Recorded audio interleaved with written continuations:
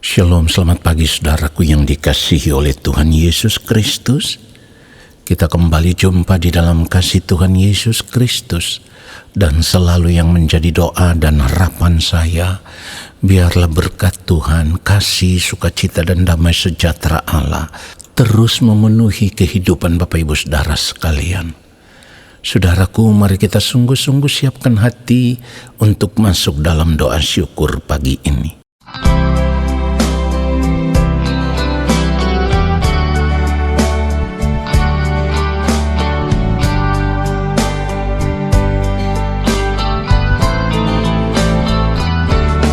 Dengan apakah seorang muda mempertahankan kelakuannya bersih dengan menjaganya sesuai dengan firman-Mu?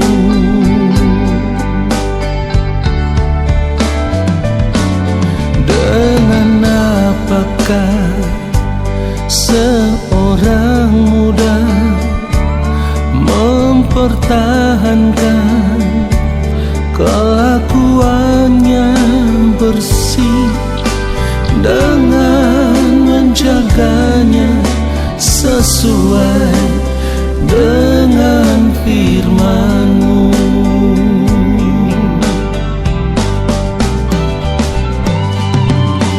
Dalam hatiku aku menyimpan janji-Mu,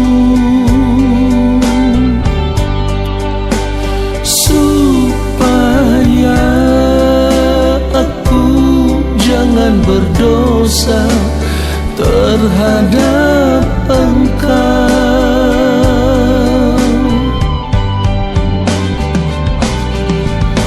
Dalam hatiku aku menyimpan janji-Mu, supaya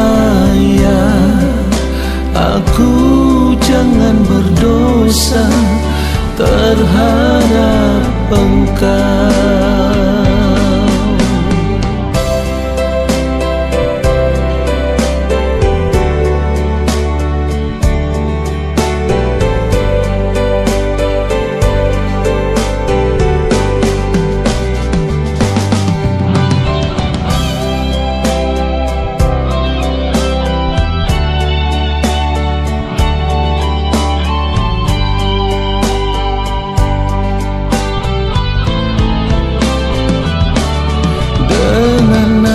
Apakah seorang muda mempertahankan kelakuannya bersih dengan menjaganya sesuai dengan firman-Mu?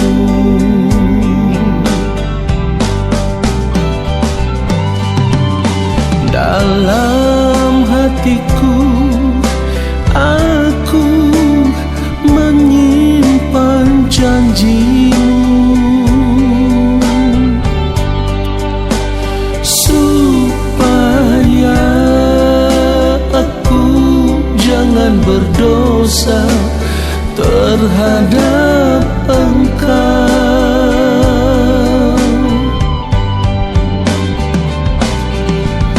Dalam hatiku aku menyimpan janji-Mu, supaya aku jangan berdosa terhadap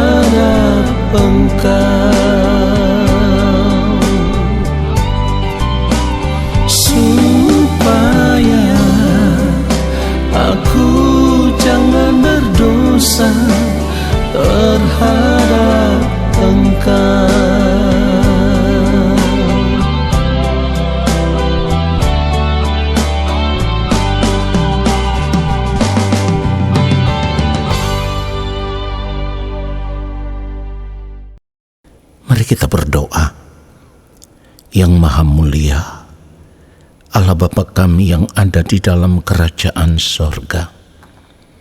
Saat ini kami ada di hadapan Bapa. Kami mau duduk diam di kaki-Mu ya Tuhan, di dalam hadirat-Mu. Dan kami mau menanti-nantikan lawatan Tuhan. Kami memerlukan firman-Mu. Berbicaralah bagi kami ya Allah. Sampaikanlah isi hati-Mu kepada kami. Allah Roh Kudus mengurapi setiap kami, memberikan kepada kami hikmat pengertian, supaya kami boleh mengerti apa yang Bapa kehendaki dari setiap kebenaran firman yang kami dengar. Lalu kami mau hidup hanya untuk melakukan kehendak-Mu di sepanjang hari hidup kami. Ya Bapa, kuduskan setiap kami, supaya kami dipandang layak oleh pengampunan-Mu ya Allah, atas segala pelanggaran salah dan dosa kami. Urapi hamba-Mu untuk menyampaikan akan kebenaran firman-Mu seperti yang Engkau kehendaki. Di dalam nama Tuhan Yesus Kristus kami berdoa. Haleluya. Amin. Saudara yang dikasihi oleh Tuhan Yesus Kristus, saat ini kita bisa melihat bahwa fakta hidup manusia pada umumnya yang ada di sekitar kita, yang bisa kita temui, ya, itu menunjukkan kepada kita bahwa manusia pada umumnya begitu menikmati kesenangan-kesenangan hidup yang dunia tawarkan saat ini, saudaraku. Ini artinya manusia pada umumnya lebih memilih untuk mencintai hidup yang dunia tawarkan saat ini. Dan kita juga harus menyadari bahwa tidak jarang hal yang sama pun terjadi di dalam kehidupan orang percaya. Terjadi di dalam kehidupan anak-anak Tuhan, di mana ada begitu banyak anak-anak Tuhan atau orang percaya atau orang Kristen yang lebih memilih untuk hidup menikmati dunia ini dengan segala kesenangannya, saudaraku. Dan kalau kita mau jujur, ya, untuk memeriksa seluruh cara hidup kita, seluruh gaya hidup kita pribadi lepas pribadi, bisa saja kita temukan di dalam kehidupan kita, ternyata kita juga termasuk orang-orang yang lebih memilih untuk mencintai kesenangan hidup yang dunia tawarkan saat ini, saudaraku. Itulah kenapa seringkali saya katakan bahwa kita harus belajar untuk mencurigai keadaan hidup kita sendiri. Apakah hidup kita ini benar-benar berkenan di hadapan Tuhan atau tidak? Saudara yang dikasihi oleh Tuhan Yesus Kristus, orang-orang yang mencintai hidup dunia saat ini, itu adalah orang-orang yang tidak pernah serius atau bahkan tidak pernah peduli dengan masa depan kehidupan mereka di kekekalan. Mereka juga tidak pernah sadar bahwa mencintai hidup dunia saat ini sama dengan menimbun murka Allah atas kehidupan mereka. Saudara, Kolose pasal yang ketiga, kalau kita melihat ayat yang kelima dan ayatnya yang keenam, firman Tuhan berkata, karena itu matikanlah dalam dirimu segala sesuatu yang duniawi, yaitu percabulan, kenajisan, hawa nafsu, nafsu jahat, dan juga keserakahan yang sama dengan penyembahan berhala. Lalu kita lihat ayat yang keenam, semuanya itu mendatangkan murka Allah atas orang-orang durhaka. Saudara perhatikan itu. Jadi sebagai orang percaya kita tidak punya alasan untuk mencintai hidup dunia ini dengan segala kesenangannya. Karena kita tahu dengan jelas bahwa mencintai hidup dunia ini, mengasihi dunia ini, terikat dengan dunia ini, bersahabat dengan dunia ini, sama dengan menimbun murka Allah atas hidup kita. Dan itu baru akan dinyatakan nanti setelah kita berada di balik kematian, setelah kita berada di kekekalan, dan disitulah Allah akan berterus terang bahwa Ia tidak akan pernah mengenal kita sebagai anak-anaknya. Itulah yang harus membuat kita waspada.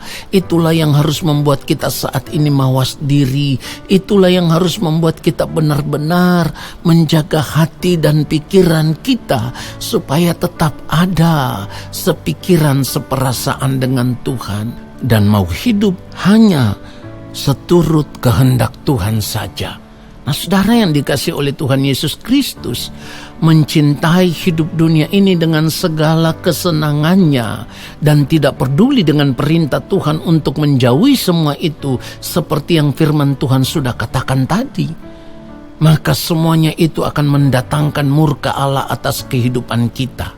Sekali lagi, semuanya itu akan mendatangkan murka Allah atas kehidupan kita. Yang saya katakan tadi bahwa Allah akan menyatakan itu berterus terang kepada kita setelah kita berada di balik kematian nanti.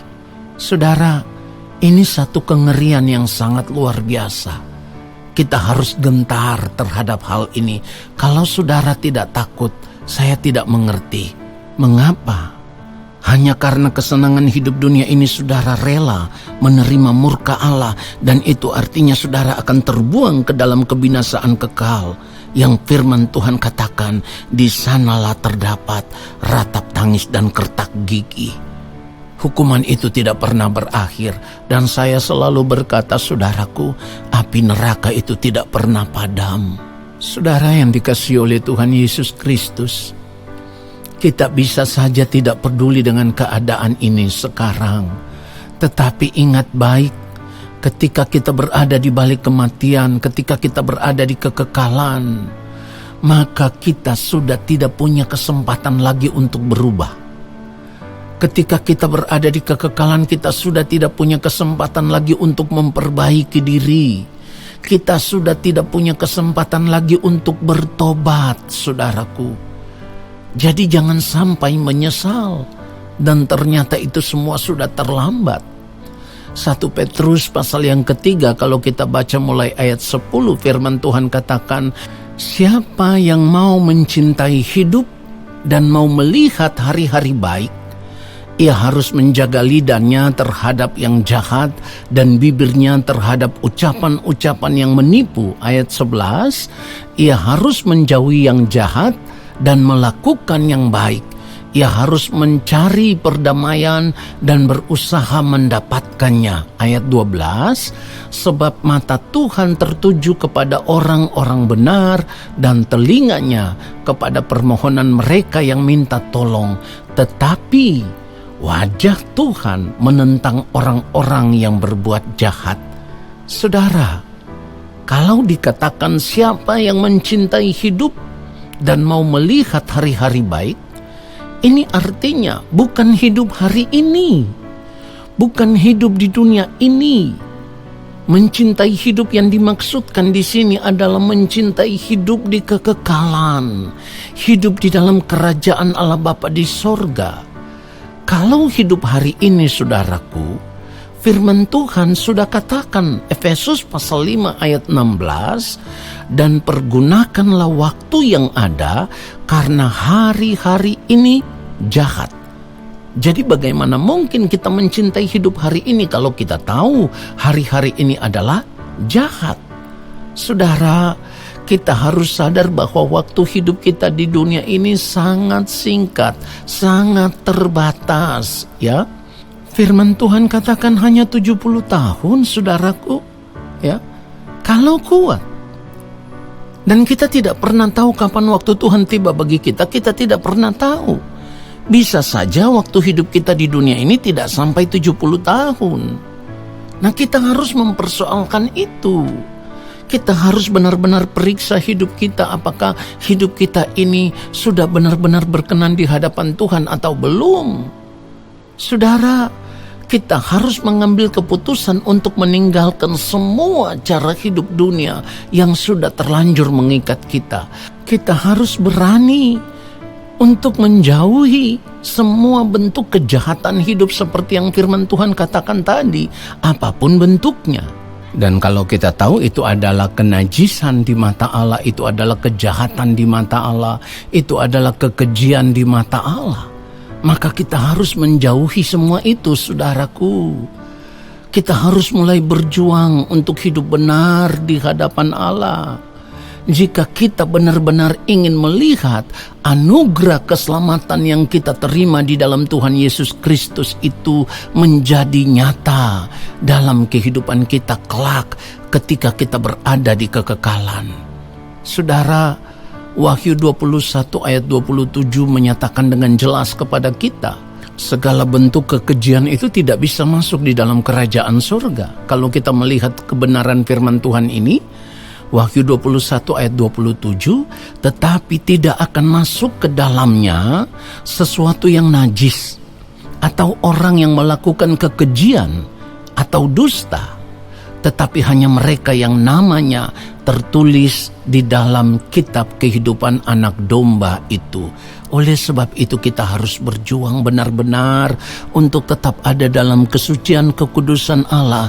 Tidak lagi mencintai dunia ini dengan segala kesenangannya, tetapi kita mencintai hidup, di mana kita mau hidup untuk melakukan kehendak Bapa di sorga saja. Hidup berkenan, hidup menyukakan dan menyenangkan hati Bapa, supaya kita bisa diterima di dalam kerajaan Allah Bapa di sorga. Amin. Mari kita berdoa. Yang Maha Mulia, terima kasih Bapa sudah melawat kami dengan kebenaran firman-Mu. Kami sudah mendengarkan kebenaran firman-Mu. Bapa, secara manusia seringkali kami tidak mampu, tetapi Tuhan, kami percaya Roh Kudus Tuhan akan memampukan kami. Roh Kudus Tuhan akan menolong kami semua, supaya kami kuat, kami dimampukan untuk hidup benar di hadapan Bapa. Kami dimampukan untuk hidup dalam kesucian kekudusan Allah. Kami dimampukan Tuhan untuk melepaskan diri dari segala keterikatan dengan belenggu hidup dunia ini, apapun bentuknya, ya Allah Bapa di sorga. Kami mau Bapa temukan kehidupan kami benar-benar berkenan di hadapan-Mu. Kuduskanlah hidup kami yang mulia. Bawalah kami terus tenggelam di dalam hadirat-Mu senantiasa. Biarlah kehidupan kami hari lepas hari, kami mau mencintai hidup yang Bapa berikan, bukan hidup dunia ini. Di atas segala-galanya, kami rindu hidup benar di hadapan Bapa. Roh Kudus Tuhan menuntun kami kepada segala kebenaran, supaya semakin hari kehidupan kami semakin menyukakan dan menyenangkan hati Bapa di sorga. Dalam nama Bapa, Anak, dan Roh Kudus, dalam nama Tuhan Yesus Kristus, kami sudah bersyukur untuk kebenaran firman Tuhan yang kami terima. Mari kita angkat tangan di hadapan Bapa dan terimalah berkat-Nya. Segala berkat kasih karunia daripada Allah Bapa di sorga, rahmat cinta kasih yang berlimpah-limpah dari Gembala Agung yang mulia Tuhan Yesus Kristus, di dalam persekutuan yang manis dengan Roh Allah yang kudus, kiranya turun atas kehidupan kita semua, menyertai langkah hidup kita semua, dan memberkati kehidupan kita semua, sekarang dan sampai selama-lamanya. Amin. Saudaraku, terima kasih sudah mengikuti doa syukur pagi hari ini. Sampai kita jumpa lagi di dalam doa syukur pagi besok hari. Tuhan Yesus memberkati kita semua. Shalom.